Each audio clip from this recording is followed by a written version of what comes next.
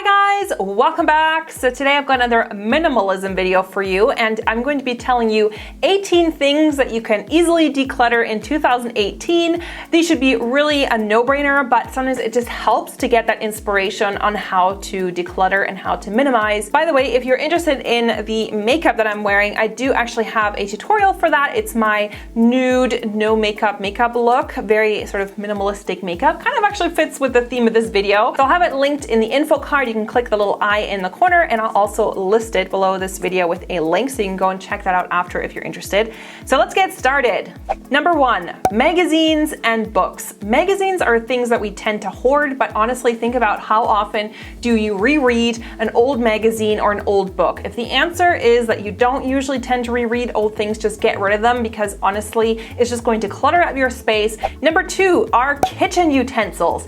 It's really easy to kind of, grow this huge collection of utensils for your kitchen, be it spoons or ladles or spatulas and stuff. So go through your kitchen supplies and just get rid of the things that are broken or that you just no longer use. Number three, it's really easy to go ahead and just declutter that junk drawer that we all have at home. Random things, keys, notebooks, pens, paper, I don't know, like odds and ends. So just go through that, declutter all the things, get rid of things that you don't use, and you'll have a much cleaner, neater space. Number four, cables from electronics. So if you have a lot of electronics, it might be that you have duplicates of a lot of cables, or you might have cables from older electronics that you might have already gotten rid of. So this is definitely the case with me. I sometimes have duplicates of camera cables or like battery chargers. So go through your electronic cables and really sort out the ones that you're still using. Number five is hair elastics. Now this is especially for women. We tend to just have little piles of hair elastics all over our house. So go through the ones that you have and throw out the old ones that don't have much elasticity anymore and just keep the new and good ones.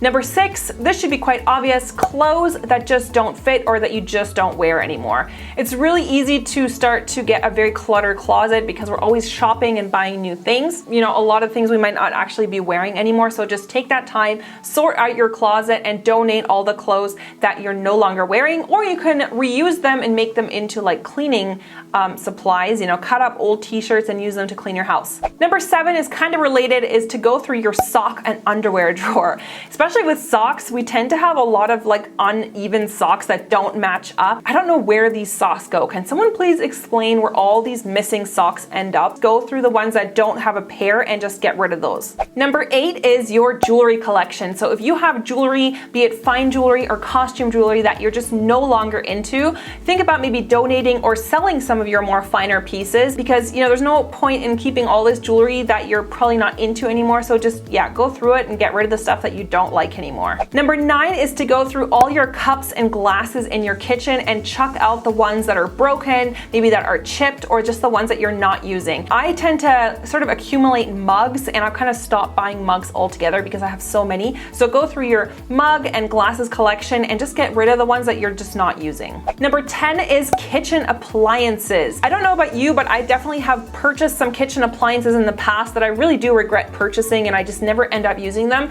And then I feel bad about decluttering them because I might have spent a lot of money on them.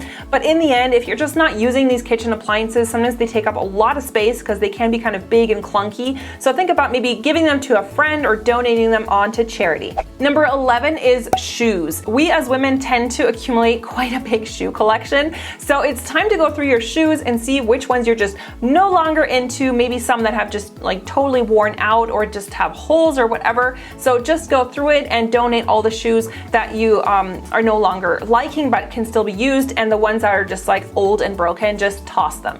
And the same goes for handbags. If you have a big handbag collection, really be honest with yourself. Go through your collection and see which handbags you are still using regularly. I know I've done this in the past. I've just held on to purses because I might have purchased them. They might have been kind of more expensive, and then I feel bad about getting rid of them. So you can maybe try and sell them. But number 13 is random paper junk that's lying around your house. So I definitely am kind of guilty of this. I keep a lot of sort of paperwork things, old receipts or I don't know, random letters and bills that I might have already paid, and then it's just kind of like sitting around my desk area. So it's easy to declutter your whole workspace area if you just get rid of all this unnecessary paperwork. See which things that you still need. You can maybe put those in a file folder and then just recycle the rest. Number 14 is food. Now, I'm not saying you should go and throw out all your food. You know, if you have a pantry area where you store a lot of maybe canned or dry goods, go through that and see if there's anything that has like expired or things that you maybe purchased that you don't use, because, you know, maybe you can